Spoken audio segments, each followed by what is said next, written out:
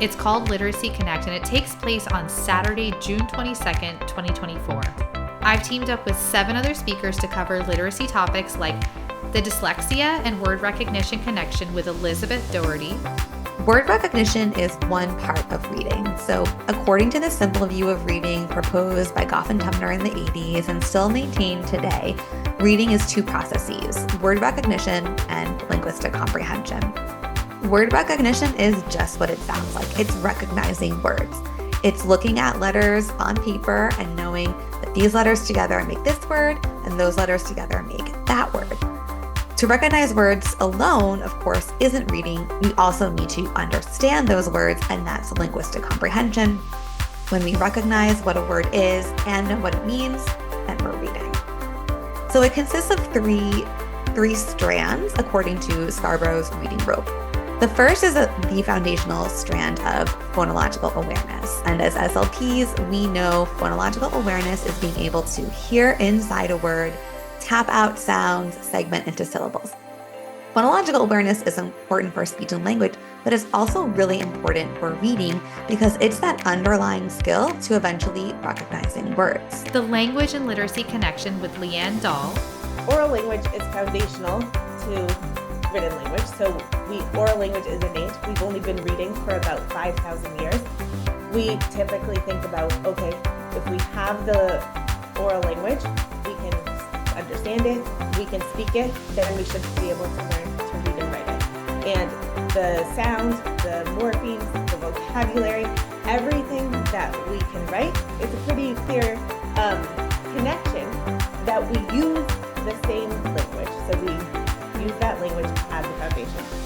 What's less common to think about is that while oral language is foundational for written language, that as our literacy skills develop, they also have a reciprocal effect and they kind of fortify our oral language abilities. Now this happens at the phoneme level, so when we learn to read and write, then our phonemic awareness improves. We know that the people that have the best phonemic awareness skills are strong readers.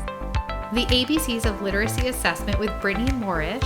So you're going to have 80% of your students' needs be met with Tier 1 instruction. So Tier 1 is your classroom instruction. It would be including both whole group and small groups inside the classroom. And then of those students that are receiving Tier 1 instruction, we're going to expect that like 15 to 20% of them are not going to get everything that they need from just that Tier 1 instruction alone. So then we layer additional tiers on top of it. And the tiers refer to the amount of support that we give a student. So you're not a Tier 2 student, you're receiving a Tier 2 level of support. So if you are not meeting your benchmark goals with just Tier 1 instruction, then you're going to receive Tier 2 instruction. So that can be inside the class or outside of class. It's in small groups, usually up to about 5 students. And you're getting a more intensive level of support in Tier 2. Then on top of that, if that Tier 2 is still not meeting your needs, then you would receive a Tier 3 level of support. Usually the students receiving the Tier 3 level of support are students who are already diagnosed, or we presume they're going to get a diagnosis of some kind. And what you're doing is you are increasing the intensity of the supports for them. Promoting inclusion in small literacy groups with Dr. Danae Lawson. Small groups are taking small groups of kids and giving them exactly what they need on their level. If you're going to teach everyone the exact same thing in small groups, then do it whole group. There's no point in pulling them in small groups. And that was like a light bulb moment for me, right? So don't do that. Also, don't take your Tier 1 instruction and then just redo it in small groups. That's also not best practice either, because you are once again not giving kids exactly what they need. Literacy Essentials Toolkit for Therapeutic Instruction with Brianna Guild. So literacy does fall within that very broad SLP scope of practice. SLPs are the language experts, and literacy is written language. Spoken and written language have a reciprocal relationship. Individuals who have difficulty in one generally have difficulty in the other, and skill development in either domain results in growth in the other. So So whether we're working on written or oral language, we are supporting both. So when it comes to SLPs, overall there's 4 main roles related to literacy. Directly supporting literacy development, indirectly improving literacy using written language tasks to target speech or language goals or other goals, advocacy and education about best practice, and research to establish evidence-based practice. And a special keynote with Spencer Russell from Toddlers Can Read on how unity among educators transforms learning. I think that all of us have a role, and I think we should all know each other's roles too, because that's incredibly important for us.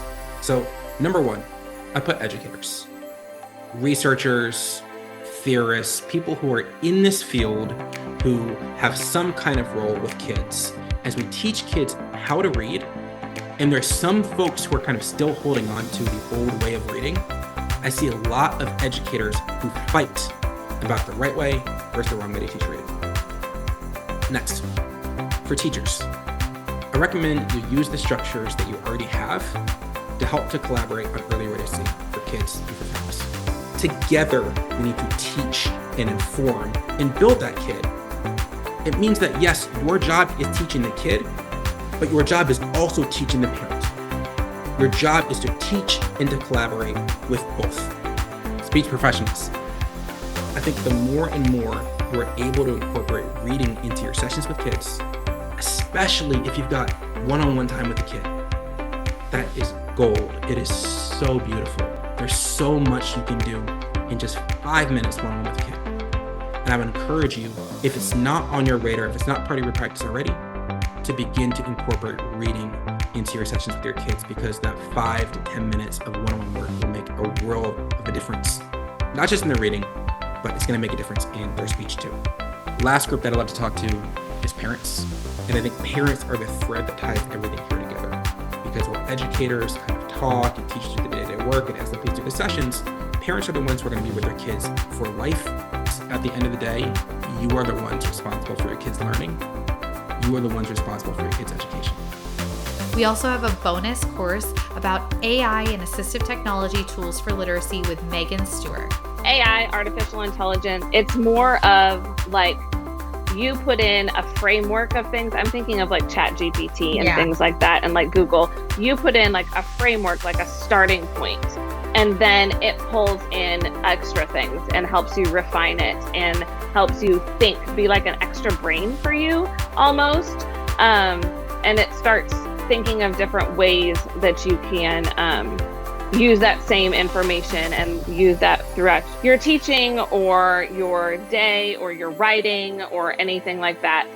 Helps with that brainstorming piece. But assistive technology, how that differs, assistive technology can look a lot of different ways. So they're just ways to assist people to have access to their environment and to all of the different things within that environment. Some of it can be light tech all the way up to high tech, again, kind of like that AAC piece, but it also just touches on all sorts of different areas of your life and your day. And the best part is Literacy Connect registration is now open. Hope to see you there.